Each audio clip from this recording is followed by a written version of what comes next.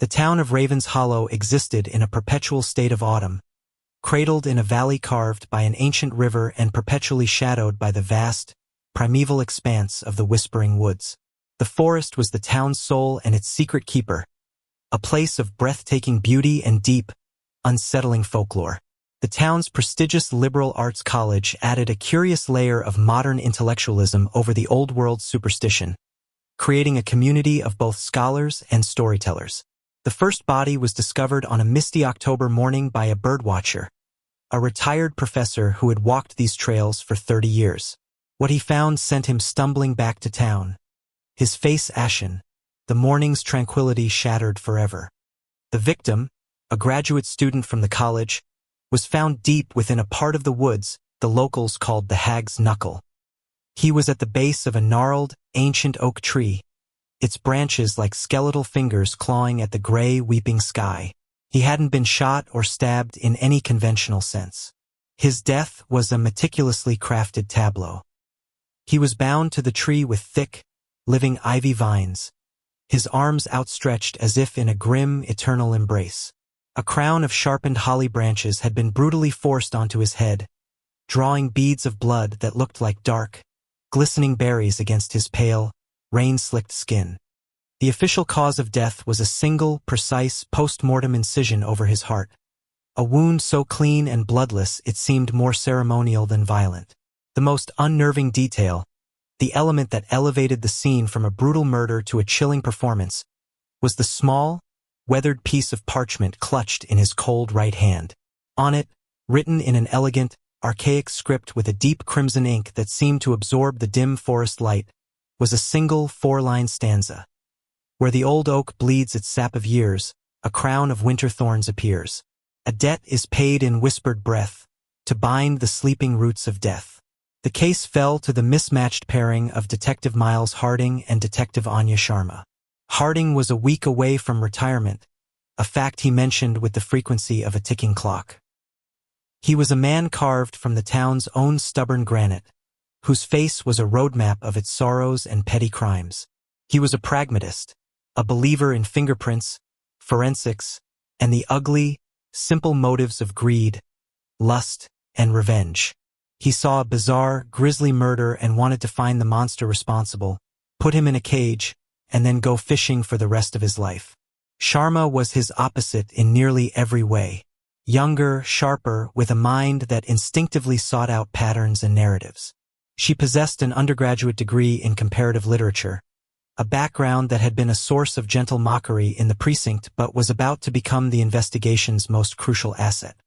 Where Harding saw the what, Sharma was obsessed with the why. She saw the scene not just as a crime, but as a text, a gruesome story waiting to be deciphered. Ritualistic, she murmured, her breath pluming in the cold air as she stared at the parchment, now held carefully in an evidence bag. The lab technicians moved around the scene with a hushed reverence, as if afraid to disturb the sanctity of the horror. The ivy, the holly crown, the specific location. It's all symbolic. This isn't random. He's not just killing them, Miles. He's making a statement. He's a psycho, is what he is. Harding grunted, his gaze fixed on the quiet, awful dignity of the victim. Let's focus on who the kid was who had a grudge against him. All this poetry crap is just window dressing for a sick mind. Let's not get lost in the weeds. But the investigation immediately got lost in the weeds, because there was nothing else. The victim, a quiet history major named Samuel Bell, was by all accounts a ghost. He had no known enemies, no romantic entanglements, no debts. He was well-liked in a passive, unremarkable way, a diligent student who left almost no impression on anyone. They chased down the usual leads, jealous partners, academic rivalries, drug deals gone wrong, but every path dissolved into the forest mist. The only unique, tangible thing about the case was the chilling verse. Frustrated, Sharma took a different approach. While Harding and the team re-interviewed Samuel's equally unremarkable acquaintances, she took a high-resolution photograph of the verse to the one person in Ravens Hollow who might understand its dark, literary cadence. Professor Elias Thorne. Elias Thorne was the town's resident genius and its most enigmatic figure. a professor of poetry and mythology at the college. He was a man of startling charisma and unnerving intensity. His own published works, which had won him national acclaim, were dark, lyrical explorations of nature, mythology, and the primal, often violent forces that lurked beneath the thin veneer of civilization. He lived in a secluded, modern Gothic home on the very edge of the Whispering Woods, and his public readings were legendary events, his deep, resonant voice seeming to cast a spell over his rapt audiences. Sharma found him in his university office, a chaotic sanctuary that smelled of old books, pipe tobacco, and damp wool. Thorn, a tall, imposing man with a mane of dark, silver-streaked hair and eyes that seemed to see right through you, examined the photograph of the verse with the detached, almost amused curiosity of a scholar presented with a clever puzzle. "An interesting piece," he mused, his voice a low rumble that seemed to vibrate in the book-lined room. "The meter is a fairly standard iambic tetrameter, a heartbeat rhythm. The imagery, however, is quite potent. It draws on old Anglo-Saxon and Celtic pagan motifs. The bleeding oak as a vessel of ancient wisdom, the holly king as a symbol of winter and death. It speaks of sacrifice, of a blood offering to the land itself, an attempt to appease chthonic deities." He looked up, his gaze sharp and analytical. "Your killer, detective, is either a genuine believer in these old, forgotten ways, or, more likely, a very well-read and deeply disturbed individual with a flair for the dramatic. I would wager on the latter." His analysis was brilliant, insightful, and utterly unhelpful. He was polite and cooperative, but Sharma left the interview with the distinct, unsettling feeling that he had been toying with her, that he found the whole affair an amusing intellectual exercise that had momentarily brightened his afternoon. Days turned into weeks, and the case grew colder. The town was gripped by a quiet, creeping fear. Parents forbade their children from playing near the woods. The forest, once the town's soul, had become its nightmare. Sharma, unable to let the verse go, immersed herself in Elias Thorne's work. She checked out his books from the college library, collections with ominous titles like The Sylvan Dirge and Songs of Root and Ruin. His poetry was beautiful, powerful, and deeply, profoundly unsettling. It was filled with the same dark, natural imagery, the same obsession with blood, sacrifice, and the ancient, sleeping power of the woods. Reading his work felt like walking deeper into the same forest where Samuel Bell had died. It was late one night, as a cold rain lashed against her apartment window, that she found it.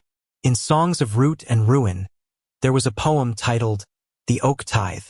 It was longer, more complex than the verse found on The Victim, an intricate tapestry of myth and menace. But the core of it, the heart of it, was there.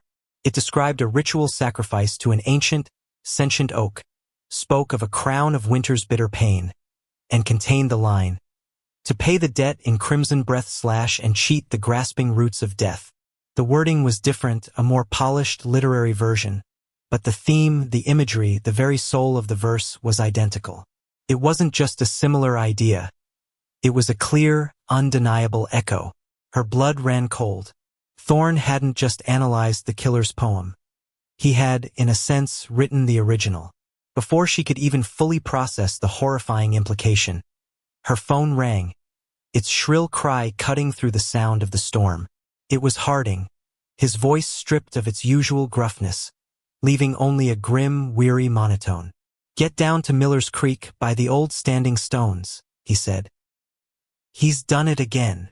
The second scene was as meticulously staged and as brutally beautiful as the first.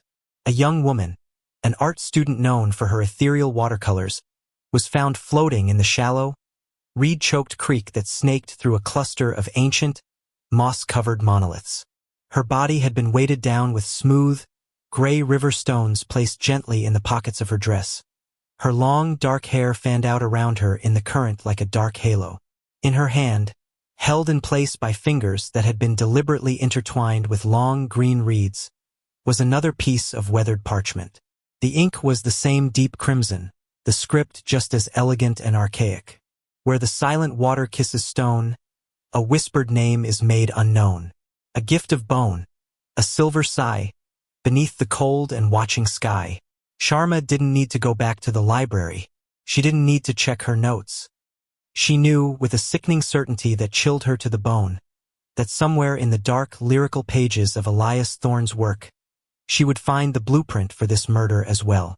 The killer wasn't just inspired by the poems. The poems were the killer's sacred text, his ritual guide.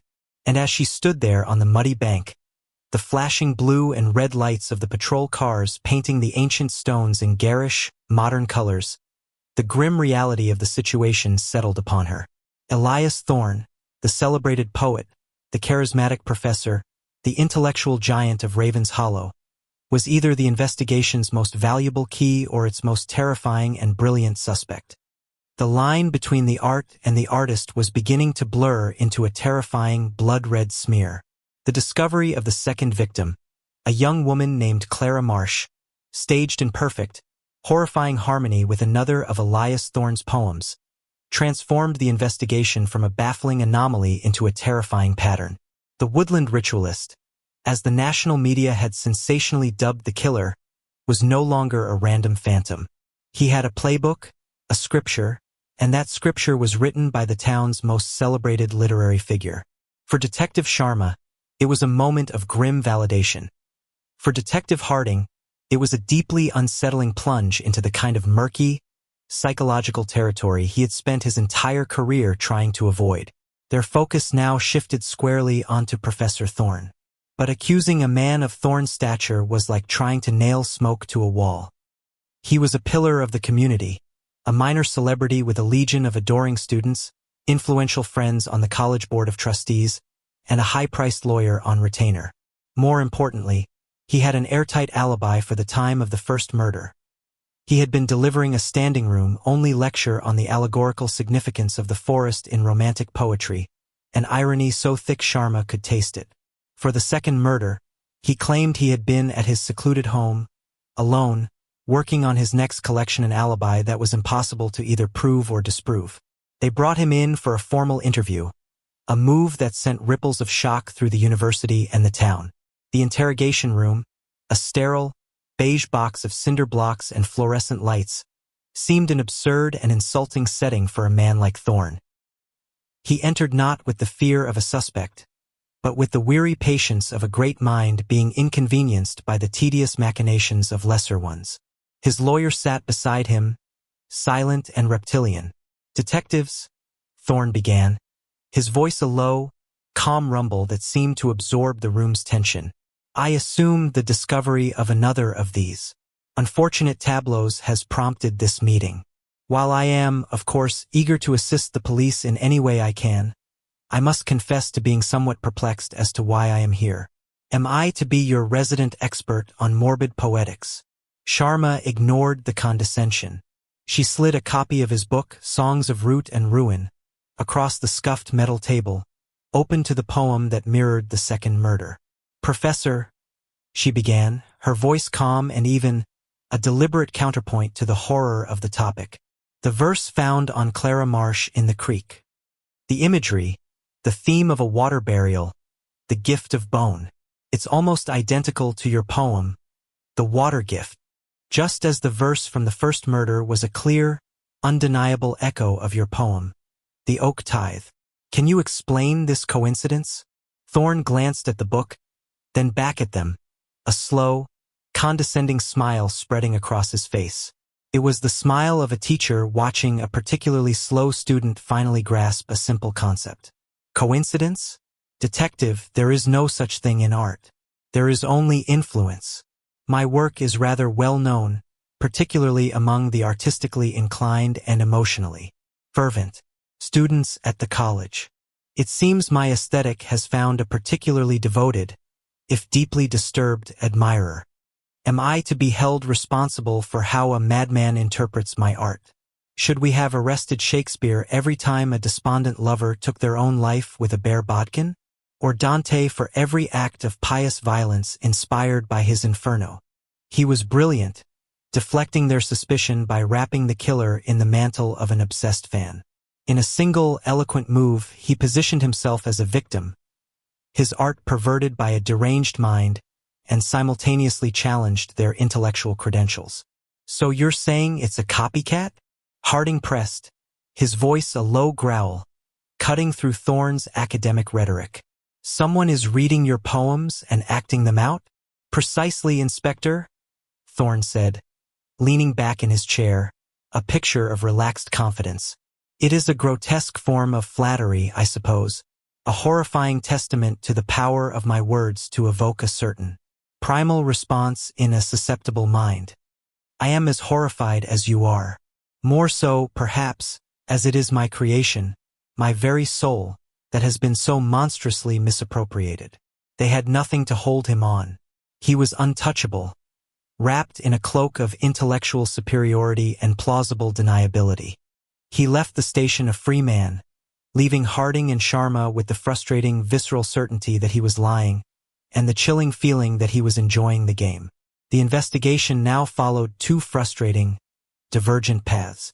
Harding, grudgingly clinging to the copycat theory as their only viable lead, ordered a deep dive into Thorne's students, past and present.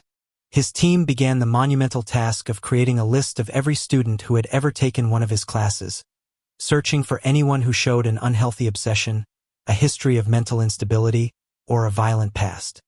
It was a search for a needle in a haystack of sensitive, artistic temperaments. Sharma, convinced that Thorne was more than just a passive inspiration, focused on the only physical evidence they had, the parchment and the ink. The lab had already confirmed the parchment was a high-quality, handmade cotton vellum, expensive and hard to source, likely from a specialty art or calligraphy supplier. The ink, however, yielded a far more disturbing result. It was not a modern, chemical-based ink. The lab's initial analysis showed it was an organic compound, consistent with historical iron gall ink, mixed with soot for color.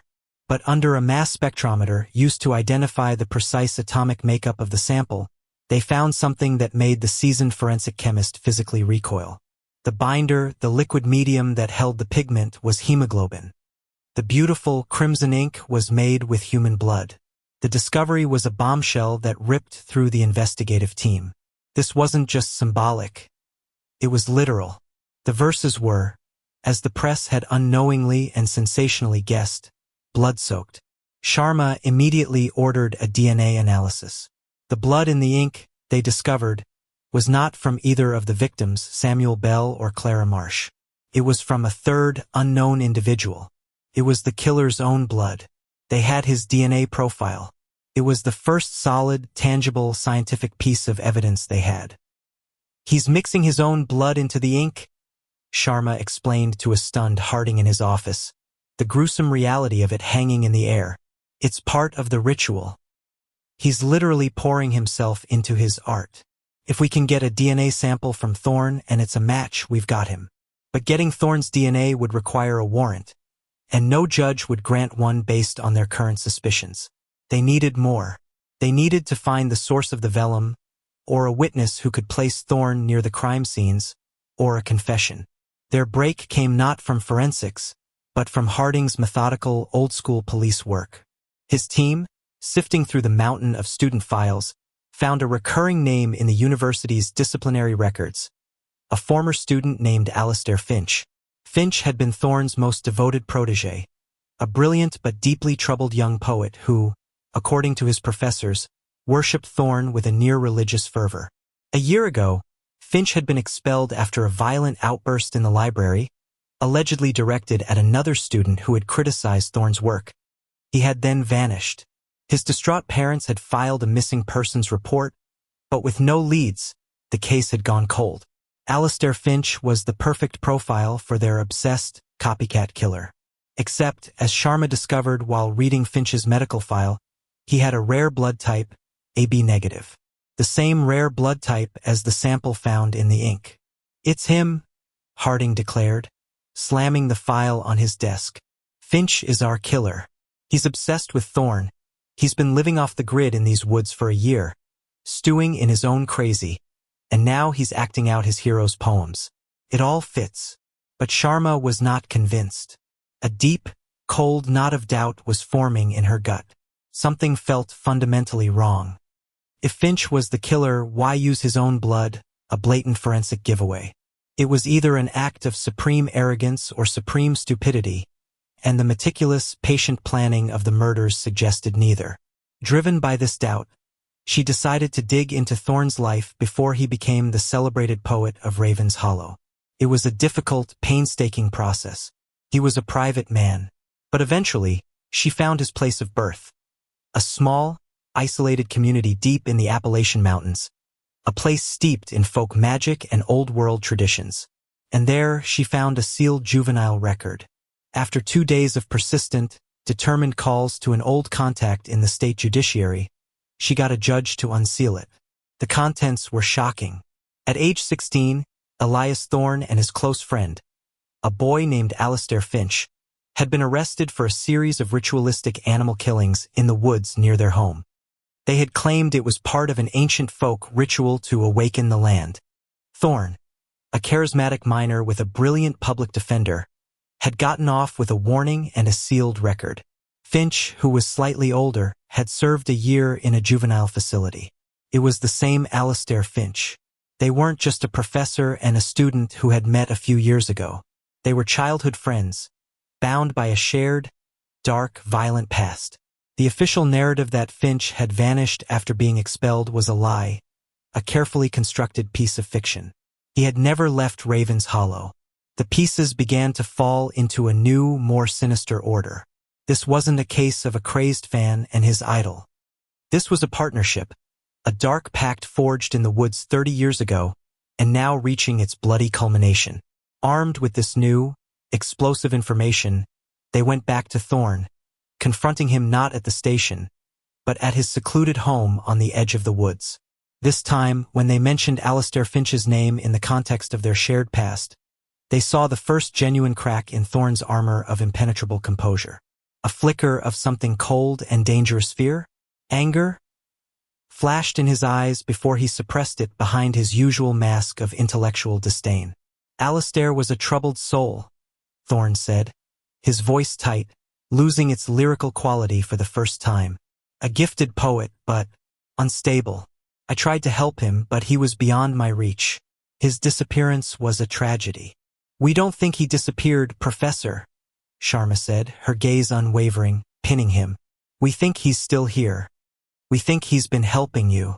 We think the two of you have been finishing what you started as children. Thorne let out a sharp, derisive laugh, but it didn't reach his eyes. Helping me? With what, detective? My tenure application? You are chasing shadows. You have a flimsy theory based on adolescent misadventures from 3 decades ago. It's pathetic. But they had rattled him. They had shattered his narrative. That night, feeling the net tightening, Thorne made his move. He published a new poem, not in a book, but on a small, influential online literary blog that he knew the police and the media were now monitoring. It was titled The Solstice Offering, and it was his most explicit and chilling work yet. It described a third and final ritual, a sacrifice of a higher order, to be performed at the spine of the world, a well-known granite rock formation deep in the Whispering Woods, on the night of the upcoming winter solstice. It spoke of a willing vessel and the union of ink and blood that would be required to complete the great work. It was a confession, a challenge, and a public invitation to his own bloody finale. He was telling them the time and the place of the next murder. He was daring them to stop him. The game of literary interpretation was over. The hunt was on.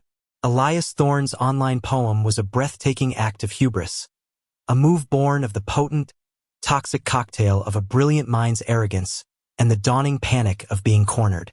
For the police department, it was the final, undeniable link, a signed confession scrawled across the public square of the internet. The spine of the world, a dramatic outcropping of granite that jutted from the forest floor like the fossilized vertebrae of some colossal, long-dead beast, was the designated stage for his final act. The winter solstice, the longest night of the year, was just 2 days away. The Ravens Hollow Police Department mobilized with a frantic energy. A full-scale operation was planned, a massive stakeout involving dozens of officers borrowed from neighboring counties, thermal imaging drones, and night vision gear. The prevailing sentiment, driven by a furious chief of police, was to lock down the forest, to create an iron ring around the spine and catch Thorn and his phantom partner, Alistair Finch, in a net of overwhelming force. But Sharma knew with a deep, cold certainty that a conventional approach was doomed to fail. Thorn was not a common criminal who would be spooked by a show of force. He was a performer, a high priest of his own dark religion, and this was his grand finale. He wasn't just expecting them, he was counting on them. He's not just going to walk into a trap, Miles, she argued in the crowded, tense briefing room, her voice a quiet counterpoint to the masculine bluster. He wants an audience. He wants us there. This is a performance and we're part of the cast. A brute force approach will just make him change the script, move the location, or vanish altogether. We need to be smarter. We need to think like him. We have to let him believe he's in control of his own narrative. Right up until the last moment. Her plan was risky, and it met with fierce resistance. But with Harding's grudging support, she won. Instead of surrounding the spine with a visible army, she proposed a small, concealed surgical team. Just her, Harding, and two of their best tactical officers, snipers by training, positioned at key vantage points hundreds of yards away. They would let the ritual begin, their goal not just to stop a murder, but to catch both perpetrators in the act, to understand the final, terrible act of their play. They needed to capture not just Thorn, but also the ghost of Alistair Finch. The night of the winter solstice was bitterly, preternaturally cold. A full moon, pale and stark as a skull, hung in the ink-black sky, casting long, skeletal shadows through the bare, frozen trees of the Whispering Woods. The forest was utterly, unnervingly silent, the fresh layer of snow on the ground muffling every sound, creating a feeling of being in a vast, soundproofed room. Sharma and Harding lay prone on a snow-dusted ridge overlooking the spine of the world, the cold seeping into their bones, their breath crystallizing in the frigid air. Hours passed in a tense, frozen silence that stretched their nerves to the breaking point. Then, just before midnight, the witching hour, they saw movement. A lone figure, cloaked and hooded against the cold, emerged from the dark line of trees, carrying a lit lantern whose warm, flickering light seemed a fragile intrusion in the cold, blue-white moonlight. It was Elias Thorn. He moved with a solemn, ceremonial grace to the center of the rock formation, where a flat, altar-like stone lay. He placed the lantern down and began to arrange a series of objects, his movements precise and practiced. A polished silver bowl, a razor-sharp flint knife, and a small, leather-bound book of his own poetry. But he was alone. There was no sign of Alistair Finch, and more disturbingly, no sign of a victim. "Where's the willing vessel?" Harding whispered over the encrypted radio, his voice a dry rasp. "Is Finch bringing the target? Are we waiting for another player?" As if in answer, Thorn began to speak, his powerful, resonant voice echoing in the silent, frozen woods. He was not speaking to anyone. He was reciting. It was a dark invocation, a poem of blood and soil and ancient, sleeping gods, a verse more potent and personal than any he had published. As he spoke, he took the flint knife and, with a steady, unwavering hand, drew a thin, red line across his own palm, letting his blood drip, dark and thick, into the gleaming silver bowl. He was preparing the ink. He was the source. Sharma watched through her binoculars, her mind racing, every instinct screaming that something was fundamentally wrong with their theory. This wasn't right. The poem had spoken of a union, of a willing vessel, to complete the great work. This was a solo performance. Had they been wrong all along? Was there no partner? Was Alistair Finch truly just a ghost? And then, in a flash of terrible, blinding insight, she understood. The supreme arrogance of the man. The ultimate, narcissistic expression of his philosophy. The perfect, unsolvable crime. "Miles," she whispered, her voice trembling not from the cold but from the sheer horror of the realization. "The victim, the willing vessel, the ink and the blood. It's him. The final sacrifice. It's all him." Thorn's plan was not another murder. It was a ritual suicide, a final, transcendent act of artistic creation. His great work was to be his own death, his final, perfect poem written in his own blood on the altar of his beloved woods, leaving behind a mystery that would elevate him from a mere poet into a legend. He would become a myth, a martyr for his own dark faith, his final act an eternal, unsolvable riddle that would solidify his legacy forever. Alastair Finch was not his partner. He was a ghost, a red herring, a narrative device, possibly long dead himself, his blood used in the first two murders as a tribute, a tool, or a misdirection. "Move in. Now. Now!" Harding commanded into his radio, his voice exploding out of the silence. As the team broke cover, their dark forms moving swiftly through the snow, Thorne looked up, his face illuminated by the lantern light. There was no fear in his eyes, only a look of profound, theatrical disappointment, the look of a master artist whose performance has been interrupted by ignorant, clumsy stagehands just before the climax. He raised the flint knife, its edge gleaming in the moonlight, to his own throat. "The final stanza must be written," he declared, his voice ringing with a fanatical, ecstatic fervor. But Harding was faster. A former college football player, he covered the last 50 yards of snowy, uneven ground with a surprising, explosive speed.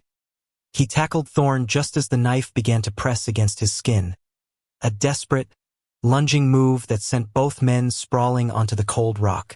The knife clattered away into the snow. The two men wrestled on the frozen altar, one fighting for his life, the other for his perfect, orchestrated death. With the help of the tactical officers, Thorne was subdued, his wrists bound with plastic cuffs, his grand ritual in ruins. He was no longer a high priest, just a shivering, defeated man kneeling in the snow, his face a mask of cold, silent fury at having his masterpiece defiled. As they led him away, his shoulders slumped in defeat, Sharma's eyes fell upon the silver bowl. It was half full of Thorne's dark, rich blood, the DNA sample they so desperately needed, the final, irrefutable proof that would link the ink on the verses to the man who had so arrogantly written them. The trial of Elias Thorne was a media circus that captivated and repulsed the nation. He defended himself not by proclaiming innocence, but by arguing a twisted, elaborate philosophy. He claimed the murders of Samuel Bell and Clara Marsh were not crimes, but necessary sacrifices, acts that had empowered his words and re-sanctified a world that had grown sterile and soulless. He read his poetry to the jury, his voice filling the sterile courtroom with its dark, seductive cadence. In a disturbing turn, he became a cult figure, receiving letters from disaffected admirers who saw him as a visionary, a martyr for art. But the science was simple and undeniable. The DNA from his blood, taken that night at the spine of the world, was a perfect match for the blood mixed into the ink on the verses left with both victims. The jury, though mesmerized by his performance, found him guilty, his dark poetics no match for the simple, brutal truth of the evidence. A subsequent search of his remote property, guided by passages in his private journals, uncovered a hidden, cold storage cellar, and in it, they found the perfectly preserved, frozen remains of Alastair Finch. He had been dead for over a year, murdered by Thorne. Thorne had been using his old friend's blood for his initial rituals, a grotesque tribute to their shared dark past, before preparing to use his own for his apotheosis. Harding retired, the case a bizarre and deeply disturbing end to a long, pragmatic career. Sharma was promoted to lead investigator, her reputation as a brilliant, unconventional detective solidified. But she was haunted. The case had shown her the terrible, seductive power of words, how a brilliant mind, divorced from empathy and consumed by narcissism, could twist the beauty of language into a justification for the most monstrous acts. Sometimes, in the quiet moments, she would see Thorne's books in a store window, now wrapped in a lurid true crime banner, his dark, intricate verses reduced to a morbid commodity. And she would remember that night in the frozen woods, under the pale, cold moonlight, when she had come face to face with a man who was willing to kill, and ultimately die, for the sake of a single, perfect, blood-soaked stanza. The poet was caged, but the terrifying power of his words, she knew, would echo forever in the silence of the whispering woods.